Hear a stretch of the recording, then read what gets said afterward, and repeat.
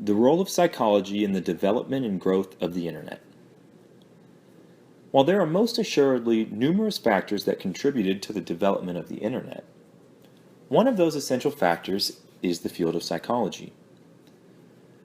And while the invention and development of the Internet are multifaceted and complex phenomena, there are a bevy of subtle psychological influences that guided and made the process possible. As such, the purpose of the following paper is not to discount the technological and economical influences with regard to the development of the Internet as we know it. Rather, the present paper attempts to highlight and explore the psychological origins and theories which support the development of the widespread entity we call the Internet. The origins of the Internet lie much further back than most people might consider. However, entertain this question for a moment. What truly made it possible for humans to create a system so complex and expansive? The simple answer was that humans created the Internet because they were able to create the Internet. This semi-paradoxical explanation may seem ludicrous at first. However, upon further reflection, it explains the immensely complex process leading up to the creation of the Internet. As such, much of the support for this argument begins with the work of Charles Darwin. While he was not a psychologist, Charles Darwin directly influenced the development of the area of evolutionary psychology. Additionally, Darwin's work contributed to the education of both William James and Sigmund Freud, both of whom were influential founders of modern psychology.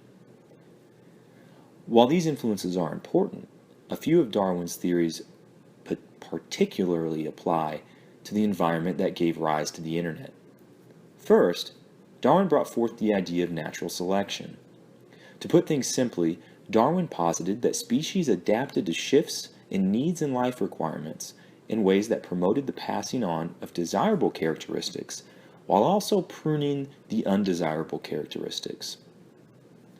While these theories were specifically designed in response to Darwin's observations of animals, they also applied to the patterns of humans.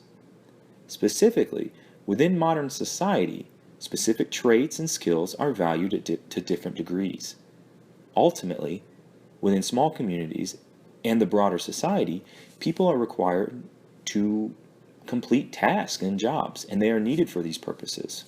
However, prior to the electronic age, it made very little sense to encourage exploration of digital media, or more specifically, the Internet.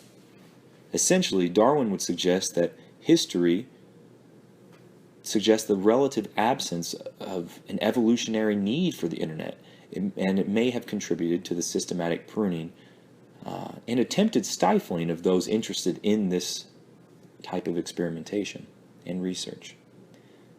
This particular type of pruning came in the form of the lack of importance afforded to education, as well as non-intellectually stimulating manual jobs.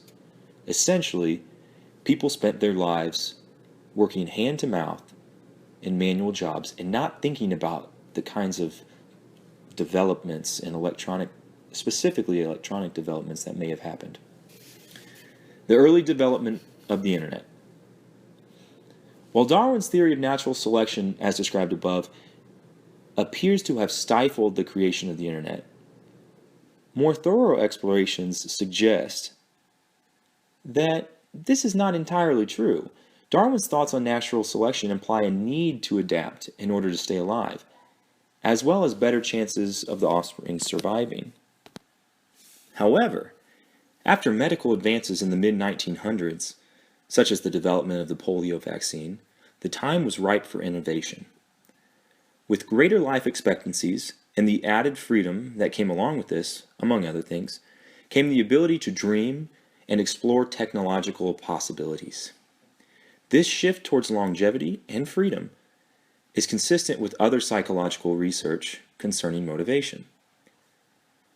Based on the technological advances and the subsequent shifts in societal pruning of undesirable traits, such as interest in technology, individuals were simply able to think about developing the Internet.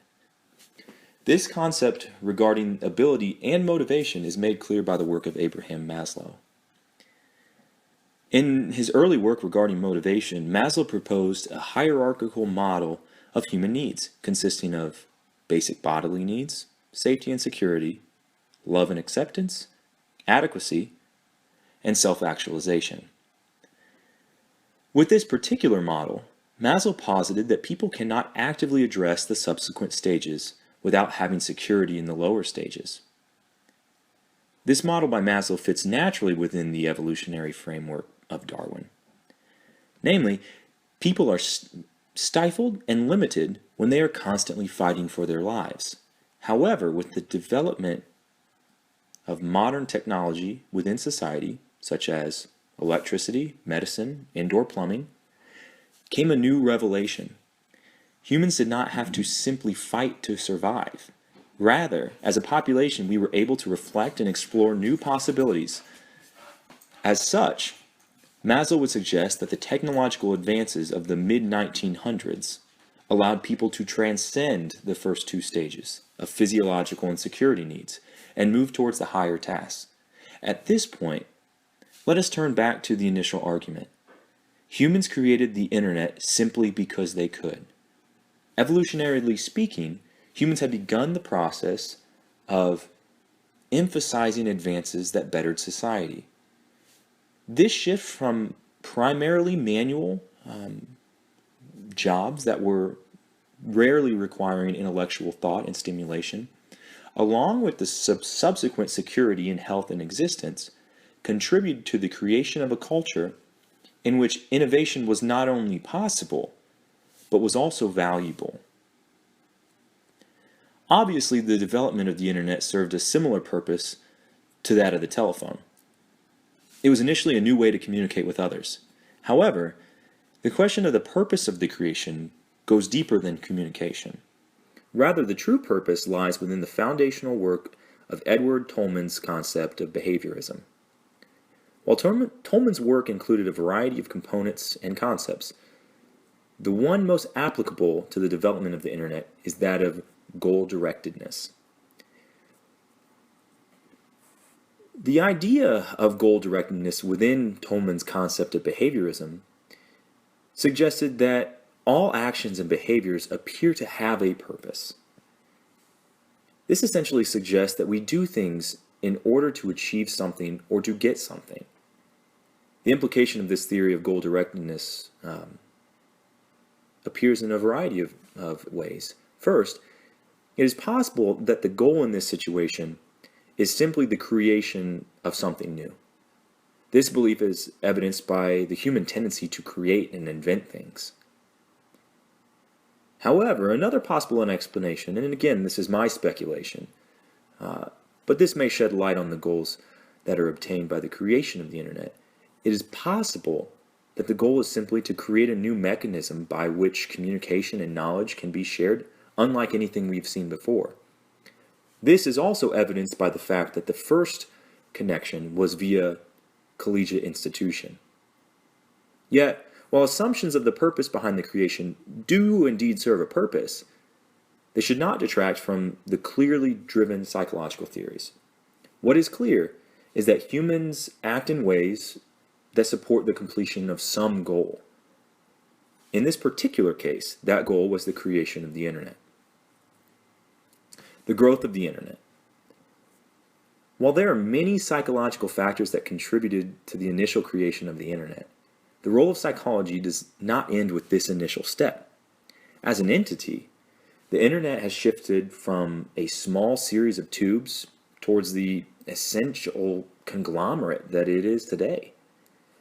It is this shift and growth that is most proximally related and affected by psychological principles. Specifically, theories of motivation shed light on the internal humanistic mechanisms that contributed to growth and patterns of internet development. Specifically, much of the development of the internet can be explained initially by operant conditioning. Founded in the early work of B.F. Skinner, operant conditioning emphasizes the role of reinforcement in motivation and behavior. Within operant conditioning exists the tendency to attempt to recreate situations in which we receive a reward or positive experience. This theory applies to the early years of the internet in two distinct ways. First, with regard to developers, programmers attempted to establish websites and connections that would be valuable to possible or potential users. While this may seem intuitive and not psychologically based, it is indeed based in the foundational logic set forth by Skinner. If developers created something that was valuable, people will utilize this item. For this reason, it makes logical sense that the developers initially developed ways to share research between collegiate institutions. This served a purpose, and clients and people on the receiving end received the creation of the internet positively. As such, the efforts of the developers were reinforced. On the opposite side, and equally important, is the experience of those who accessed the internet early on. Use of the internet has historically been for, again, a purpose. Consistent with theories of goal-directedness, not only do people access the internet to achieve something, but also because they receive benefits from this access. Again, as noted by Skinner, when rewards cease, the resultant drive reduction contributes to the extinction of the pairing within the subject.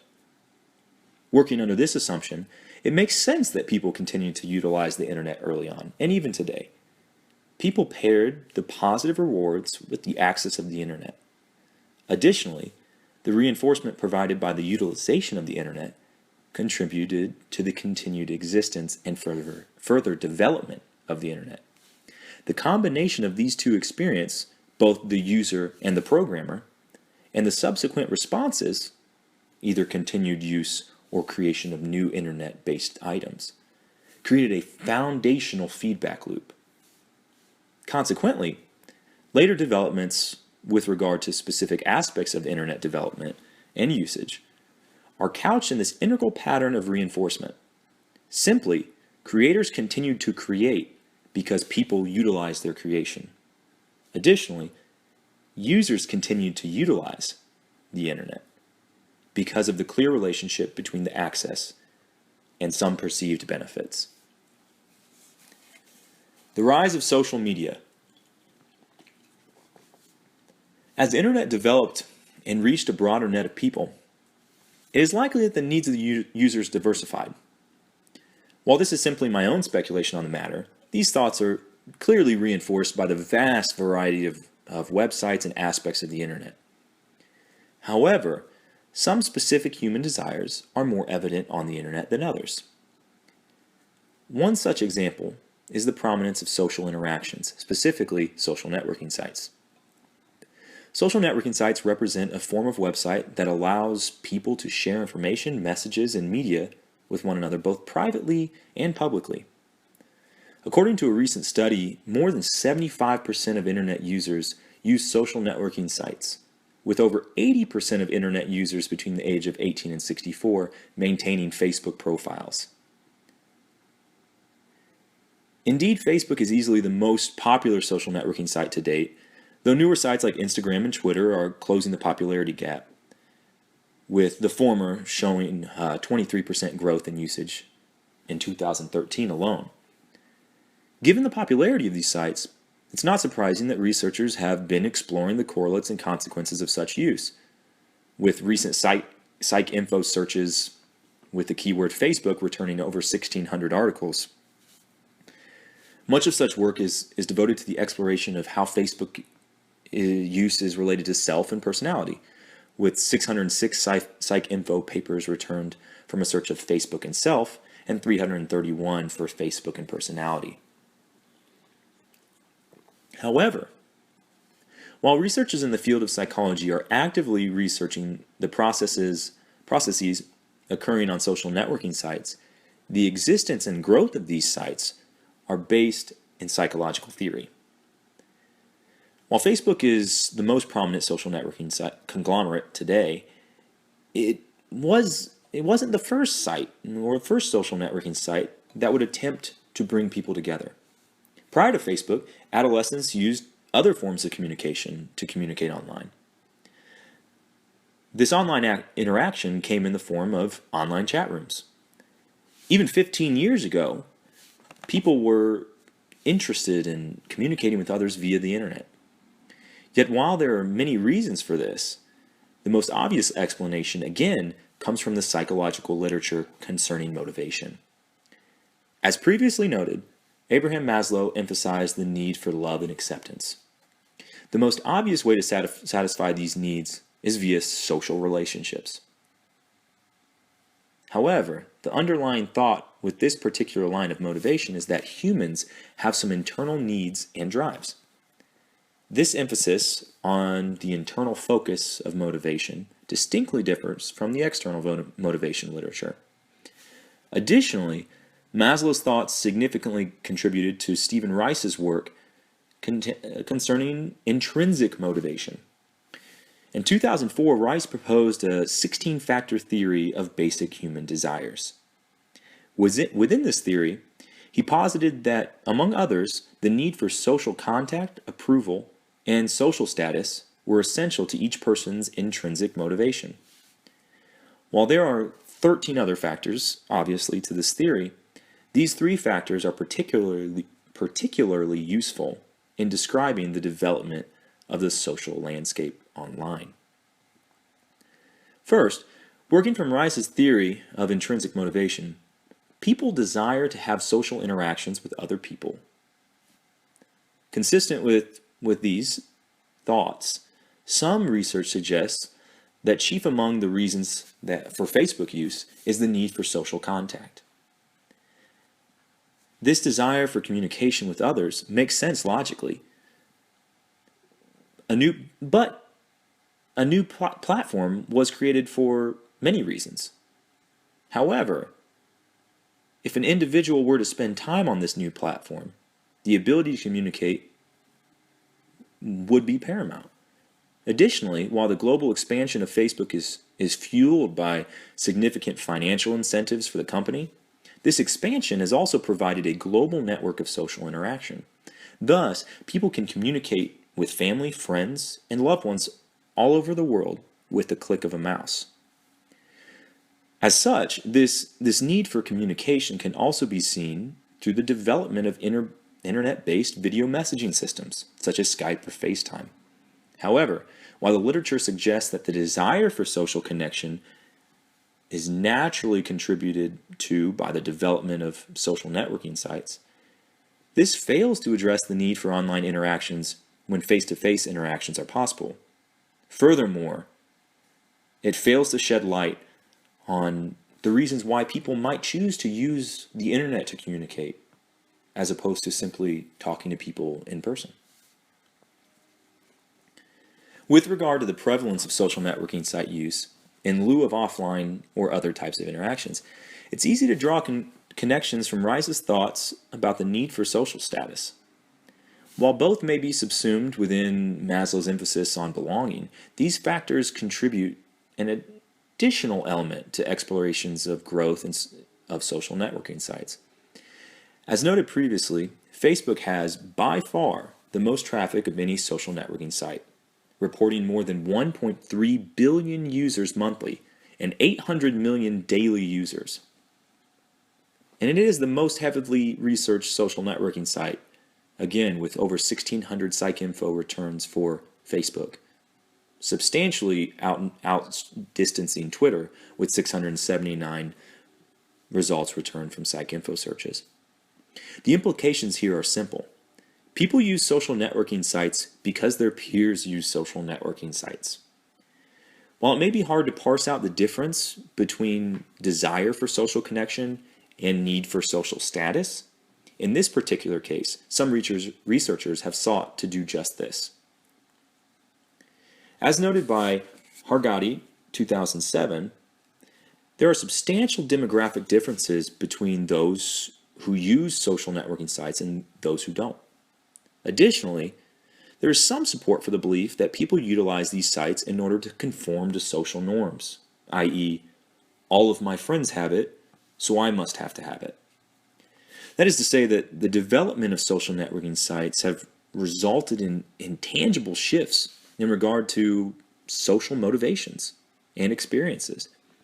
Thus, while social networking sites have created a novel environment in which people experience social interactions, the roots of the growth of these sites are firmly planted within the psychological literature of motivation. The last main psychological factor that contributed to the initial growth of social networking sites is the need for approval and acceptance. This may be counterintuitive at first, but as Rice noted, people are motivated by the internal desire to obtain affirmation and acceptance from those around them. This theory fits firmly within the reinforcement perspective.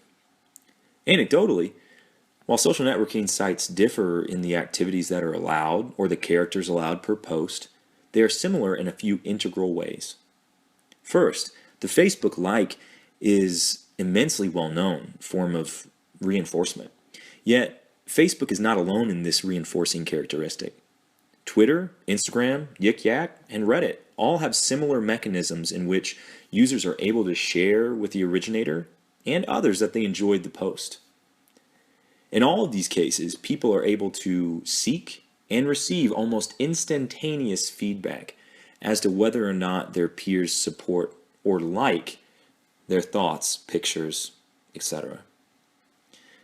While this may not directly contribute to the initial development of these websites, it's hard to avoid the fact that forms of positive reinforcement, or negative reinforcement via abstaining from liking a status are similarly uniform and present on each social networking sites, and have been from the beginning.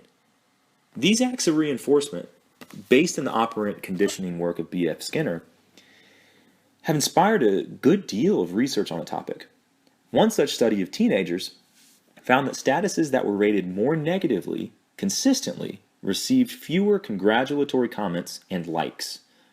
The same study also found that while most teenagers reported receiving mostly positive feedback from their peers online, a small subset reported primarily negative feedback. Thus, while these pursuits of approval and peer acceptance may not work for everyone, the vast majority of people, to some extent, seek and receive some social acceptance by accessing social networking sites, thus further supporting the foundational motivational support for the growth of these sites within the broader context of the internet. The growth of pornography. Moving on from the topic of social networking sites, there's another psychologically based component of the internet that is immensely hard to ignore. Specifically, the development of the internet has also resulted in a shift towards easily accessible pornographic material. Working from the previously noted theories of motivation, this development occurred in response to demand. The psychological basis for sexual desires and motivation have been well researched over the past 70 years.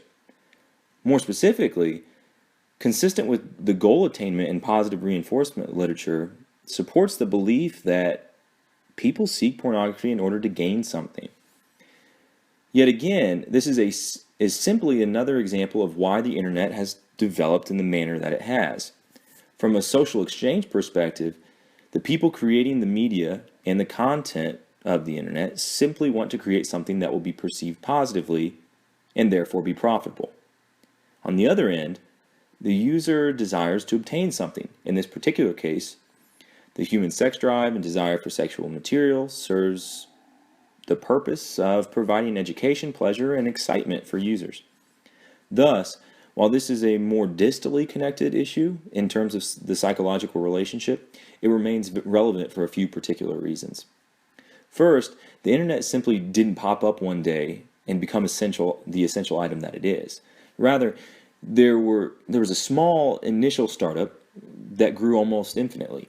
Specifically within this broader process, the role of psychological research is immensely important. Knowledge about the nature of desires and motivation is essential to anyone attempting to turn the internet into a profitable source.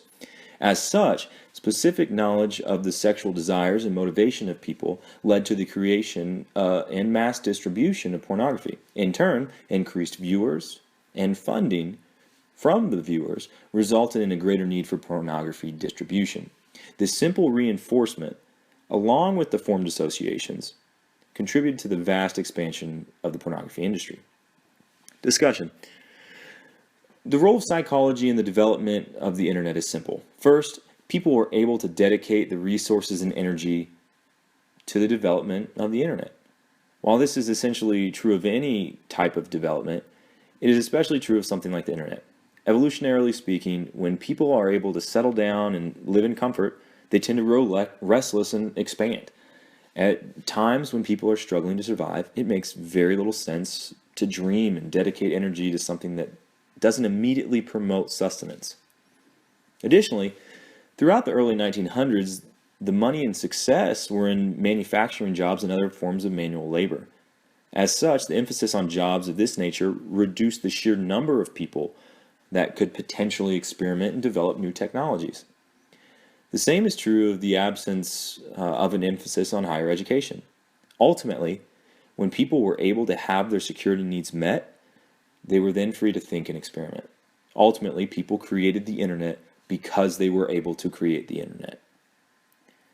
Secondly, with regard to the pattern of internet development, the psychological influence is couched within motivation theory. Simply put, people created the internet in order to achieve something. Additionally, the users found the internet useful, and developers received multiple forms of reinforcement. This stimulated growth. On the other end of the spectrum, users utilized the internet in order to achieve something or obtain some benefit. While this may be the social acceptance or social comfort from social networking sites, or the sexual stimulation of pornography sites, user behavior is embedded within motivational theories. Both the needs of the users and the needs of the programmers, along with their respective reinforcement, contributed to the patterns of online behavior, creation, and development.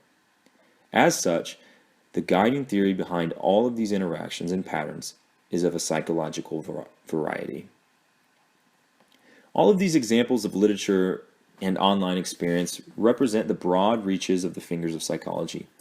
While it may appear that this particular case, psychology research is more distal than other areas of research, the influence of psychological principles is clear. The internet is a new and ever-changing interactive landscape. Psychology is ever present within any type of media, place, or experience in which humans interact with other humans.